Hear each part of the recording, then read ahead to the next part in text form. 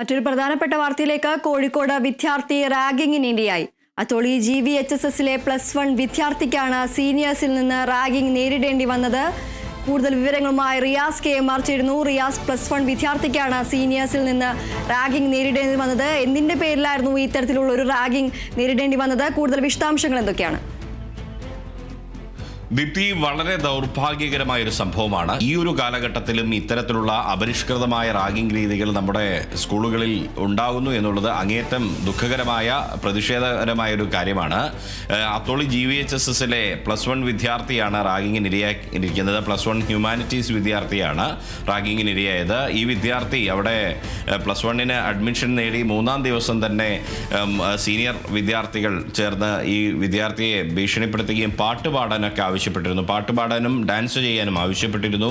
എന്നാൽ അത് തനിക്ക് അറിയില്ല, പാട്ടുപാടാനും ഡാൻസ് ചെയ്യാനും തനിക്ക് അറിയില്ല എന്ന് പറഞ്ഞെങ്കിലും അന്ന് ആ വിദ്യാർത്ഥിയെ കളിയാക്കി പരിഹസിച്ച് വിടുകയായിരുന്നു. പിന്നീട് ഈ 10-ന് അവിടെ വിദ്യാഭ്യാസ ബന്ദ് നടക്കുന്നൊരു സാഹചര്യം, സംസ്ഥാന വ്യാപകമായി നടന്ന വിദ്യാഭ്യാസ ബന്ദിൻ്റെ പശ്ചാത്തലത്തിൽ അന്നത്തെ ദിവസമാണ് ഈ സീനിയർ വിദ്യാർത്ഥികൾ ഈ ജൂനിയർ വിദ്യാർത്ഥിയെ +1 വിദ്യാർത്ഥിയെ ക്രൂരമായി മർദ്ദിക്കുന്ന ഒരു സാഹചര്യം ഉണ്ടായിട്ടുള്ളത്. ഇപ്പോൾ സ്കൂളിലെ ആൻറ്റി റാഗിംഗ് സെല്ലും ഇത് അവിടെ റാഗിംഗ് നടന്നതായി സ്ഥിരീകരിച്ചിട്ടുണ്ട്.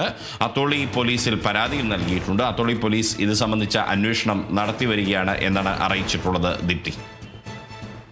തീർച്ചയായും റിയാസ്, ഈ ഒരു വിദ്യാർത്ഥികളെ, ഈ മർദ്ദിച്ച വിദ്യാർത്ഥികളെ കുറിച്ച് കൂടുതൽ വിവരങ്ങൾ എന്തെങ്കിലും ലഭിച്ചിട്ടുണ്ടോ?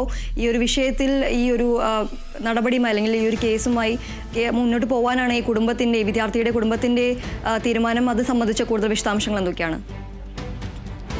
വിദ്യാർത്ഥിയുടെ കുടുംബം പറയുന്നത് തീർച്ചയായും നിയമ പോരാട്ടം നടത്തും എന്നുള്ളത് തന്നെയാണ്. അതിൻ്റെ ഭാഗമായാണ് ആദ്യം സ്കൂളിലെ ആൻറ്റി റാഗിംഗ് സെല്ലിനും സ്കൂൾ അധികൃതർക്കും ഇവർ പരാതി നൽകിയത്. ആ പരാതി സ്കൂൾ അധികൃതർ അത്തോളി പോലീസിനും കൈമാറിയിട്ടുണ്ട്. നിലവിൽ അത്തോളി പോലീസ് പ്രാഥമിക അന്വേഷണം മാത്രമാണ് നടത്തിയത്. ഇതിപ്പോൾ വാർത്തയായതിനു ശേഷമാണ് പോലീസൊക്കെ ഒന്ന് ഉണരുന്നത്.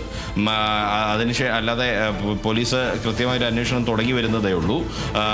അതുകൊണ്ട് തന്നെ ആരൊക്കെയാണ് ഇതിൽ ഉൾപ്പെട്ടിട്ടുള്ളത്? 8 പേർ എന്നാണ്, 8ഓളം ആളുകൾ എന്നാണ് വിദ്യാർത്ഥി പറഞ്ഞിട്ടുള്ളത്. വിദ്യാർത്ഥിയുടെ മൊഴി അങ്ങനെയാണ്. ഇനിയിപ്പോൾ ആരൊക്കെയാണ് എന്തൊക്കെയാണ് എന്നുള്ളത് പോലീസ് കണ്ടെത്തേണ്ടതുണ്ട്. പോലീസിന്റെ ഭാഗത്തുനിന്നും ഒരു നിഷ്ക്രിയത്വം ഉണ്ടാവരുത്. കൃത്യമായ രീതിയിൽ തന്നെ സക്രിയമായി തന്നെ ഇത് അന്വേഷിക്കണം. കാരണം റാഗിംഗ് പോലുള്ള അപരിഷ്കൃതമായ ഒരു കാര്യമാണ് ഇവിടെ നടന്നിരിക്കുന്നത്. തീർച്ചയായും കോഴിക്കോട് വിദ്യാർത്ഥി റാഗിങ്ങിന് ഇരയായിരിക്കുകയാണ്. അത്തോളി GVHSSലെ +1 വിദ്യാർത്ഥിക്കാണ് സീനിയേഴ്സിൽ നിന്ന് റാഗിംഗ് നേരിടേണ്ടി വന്നത്.